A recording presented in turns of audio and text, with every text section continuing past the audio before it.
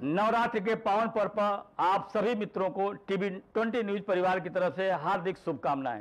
आप देख रहे हैं टीवी 20 न्यूज, बने रहिए हमारे साथ। मैं हूं अशोक वर्मा।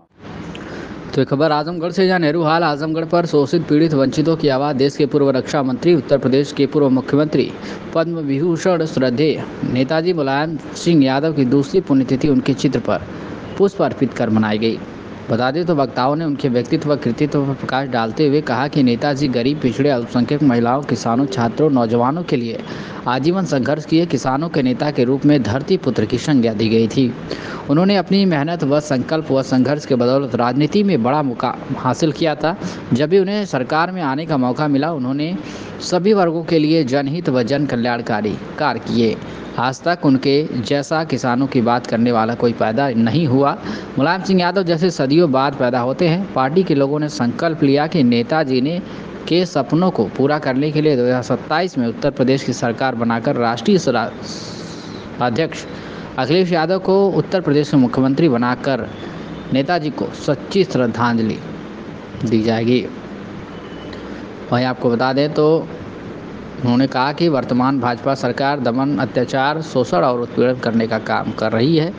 वहीं समाजवादी पार्टी के जिला अध्यक्ष हवलदार यादव ने कहा कि समाजवादी पार्टी के कार्यकर्ता जाकर अपने बूथों को मजबूत करें, पीडीए के संदेश को जन जन तक बात करने का काम करें। यही नेताजी को सच्ची श्रद्धांजलि होगी। श्रद्धांजलि सभा में सांसद दुर्गा प्रसाद सरोज ने कहा कि 2027 में समाजवादी पार्टी की सरकार बनाकर नेताजी को सच्ची श्रद्धांजलि देनी होगी। विधायक आलम बदी आजम ने कहा कि नेताजी के विचारों का संघर्षों को कभी भुलाया नहीं जा सकता। उनके बताए हुए रास्ते पर चलकर ही समाजवादी पार्टी की सरकार बन सकती है। वहीं वक्ताओं में विधायक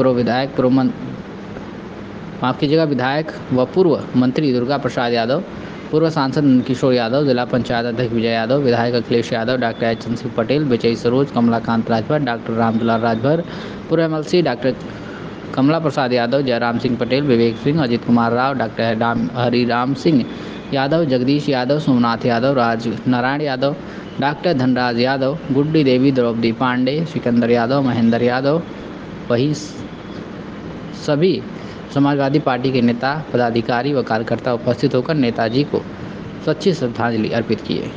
श्रद्धांजलि सभा की अध्यक्षता समाजवादी पार्टी के जिला अध्यक्ष हवलदार यादव ने किया। कार्यक्रम का संचालन जिला महासचिव हरिप्रसाद दुबे ने किया। देखिए, आज हम जिस नेता की पुण्यतिथि यहाँ मनाने के लिए एकत्र हुए हैं, इनका एक बहुत लंबा इतिहास रहा। इन्होंने बहुत संघर्ष करके समाजवादी पार्टी बनाया और गरीबों, किसानों, मजदूरों, नौजवानों की आवाज़ को हमेशा आगे बढ़ाने का काम किया। आज हम ऐसे नेता की श्रद्धांजलि सभा मनाने के यहाँ एकत्र हुए हैं।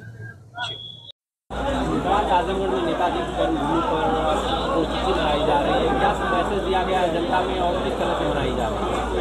आज नेताजी, जिनको सब लोग नेताजी के नाम से जानते थे, जिनको धरती पुत्र भी कहा जाता है, हम अपने स्वर्गीय नेता जो गरीबों, पिछड़ों, दलितों, अक़लियत और सर्व समाज के, गरीब समाज के नेता थे, जिन्होंने हमेशा किसानों, गरीबों, मजदूरों के लिए लड़ाई लड़ने का काम किया और जब भी मौका मिला तो उनके लिए तमाम योजनाएं बना करके उनको खुशहाल करने का जो सपना था वो पूरा करने का काम किया। आज हम सब लोग उनको याद करते हैं और ये संकल्प सब लोगों ने लिया है कि नेताजी का सपना था देश में समाजवादी आंदोलन आगे बढ़े, देश में समाजवादियों का परचम लहराए।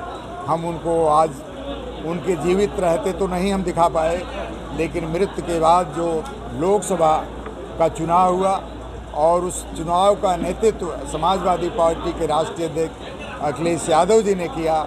आज अखिलेश यादव जी को हम लोग धन्यवाद देंगे कि नेताजी के सपने को पूरा कर उन्होंने पूरे देश में समाजवादी पार्टी को देश की तीसरी बड़ी पार्टी बनाने का काम किया। और निश्चित तौर पर हम लोग आगे चल करके नेताजी के सपनों का भारत बनाने के लिए हम 2027 में जहां पर उत्तर प्रदेश में समाजवादियों की सरकार बनाएंगे, अखिलेश यादव को मुख्यमंत्री बनाने का काम करेंगे, वहीं नेताजी के सपनों को लेकर के हम देश में समाजवादी पार्टी को बड़ी पार्टी बना करके देश में भागीदारी निश्चित करने का काम करेंगे, जिससे हम समाज में दबे कुचले लोगों के लिए काम कर सकें।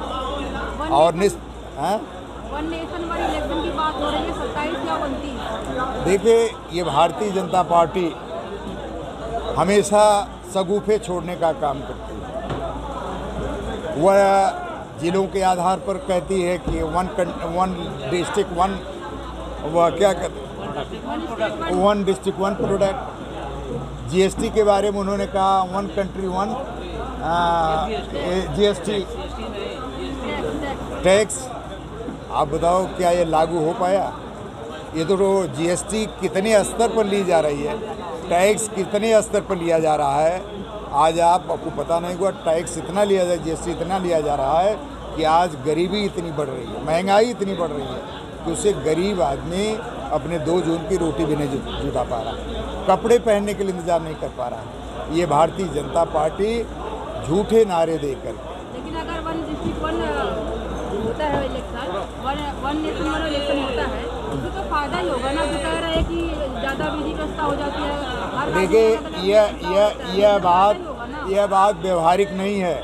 जो भारतीय जनता पार्टी की नीयत रहती है कि हम अपनी सरकार जहां न बन पावे प्रदेशों में, हम दूसरे को तोड़ करके सरकार बनावें। जैसे महाराष्ट्र में बनाया, जैसे पिछली बार मध्य प्रदेश में बनाया, तमाम प्रदेश के उदाहरण हैं जहां उन्होंने दूसरे पार्टी के विधायकों को तोड़ करके सरकार बनाया। तो उनका सपना कैसे पूरा होगा? वो तो यही तिकड़म करते हैं।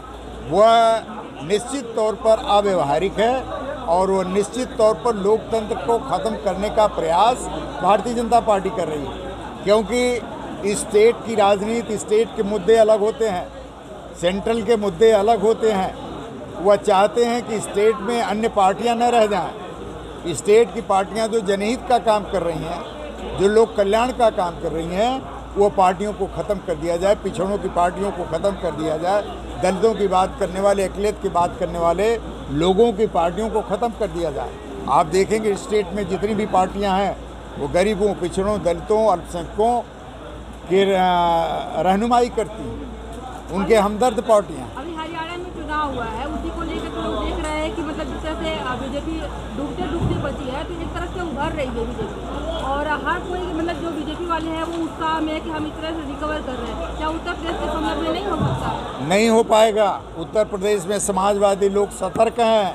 तो यहाँ पर हम हरियाणा की तरह हम अवसर नहीं देंगे, हम हरियाणा की तरह अवसर नहीं देंगे। यहाँ समाजवादी पार्टी सतर्क है। एक एक गांव में हमारी 2-2, 3-3 कमेटियां हैं। हमारे कम से कम 50 से लेकर 100 हमारे पार्टी के पदाधिकारी हैं, नेता हैं। हमारी जो योजनाएं, हमारे जो काम हैं, जो भारतीय जनता पार्टी की जन विरोधी नीति है, हमारे पार्टी के लोग गांव-गांव जाकर के, बूथ-बूथ जाकर के उसको बताने का काम कर रहे हैं। हम भारतीय जनता पार्टी के हर मंसूबे को नाकाम करने का काम करेंगे। तो बात अगर मुद्दों की जा रही है, एक सवाल मेरा और है कि अभी आपने वहाँ पे भाषण दे रहे थे, तो आपने कहा कि आरक्षण जो है कि जनरल में भी मिल रहा है। क्या जनरल में गरीब लोग नहीं है? क्या उनको आवश्यकता नहीं आरक्षण की? और देखिए, हम किसी वो अमीर भी है, उनको आरक्षण से मुक्त करना चाहिए। ये देखिए, बड़ी बहस है। डॉक्टर अम्बेडकर ने जब हमें आरक्षण निर्धारित किया था, तो आर्थिक आधार होना चाहिए। सुन लो ये बात, आरक्षण जब निर्धारित किया था तो उन्होंने कहा एक तरफ समाज में सामाजिक, शैक्षिक, आर्थिक रूप से दबे कुचले लोग और दूसरी तरफ समाज में ऐसे लोग हैं जिनको सदियों से सुविधाएं मिल रही हैं। तो हमको ये तय करना है कि जो सामाजिक, शैक्षिक और आर्थिक रूप से लोग पिछड़े हैं, पहले उनको इन लोगों के कतार में लावें। कतार में जब सब लोग बराबर हो जाएंगे तब हम उनको छोड़ देंगे कि आप फ्री हैं। लेकिन जब तक वो कतार में नहीं आएंगे तब तक नहीं छोड़ा जा सकता। आज आप बताओ क्या कारण है आज़ादी के बाद से आज तक जितनी नियुक्तियां हुई हैं, अभी एससी कोटे का मात्र 14% ही भर्ती हो पाई है। आप बताओ क्या कारण है कि ओबीसी जिसकी आबादी 54% है, उसकी भर्ती अभी 8-9% सेंट्रल गवर्नमेंट में हुई, प्रदेशों में मेरे समझ से 15-20% होगी। क्या कारण है? इस गैर बराबरी को तभी पूरा किया जा सकता जब आरक्षण के माध्यम से उस गैर बराबरी को पूरा किया जाए। आरक्षण तो है ही ना। आरक्षण